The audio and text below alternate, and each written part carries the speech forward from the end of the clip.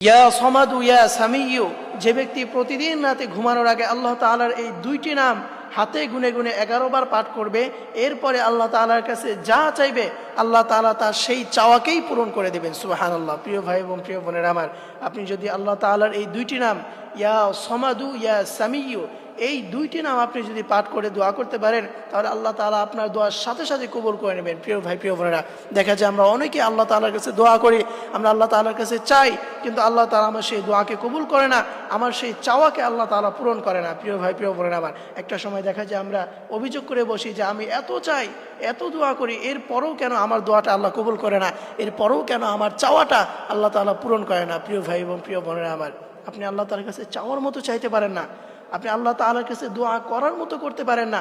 আল্লাহ তাআলা তো নিজেই বলে দিয়েছেন, ওয়ালিল্লাহিল আসমাউল হুসনা ফাদউহু বিহা, যে হে বান্দারা, আমার 99টি গুণবাচক নাম রয়েছে, এই নামগুলো পাঠ করে কেউ যদি দোয়া করতে পারে, তাহলে অবশ্যই আমি রব তার সেই দোয়াকে কবুল করে নিব, তার সেই চাওয়াকে পূরণ করে দেব। এই জন্য প্রিয় ভাই প্রিয় বোনেরা, শুধু দোয়া করলেই হবে না, দোয়া কিভাবে করতে হয় এবং কি করলে দোয়া কবুল হয় এটা আমাদেরকে জানতে হবে।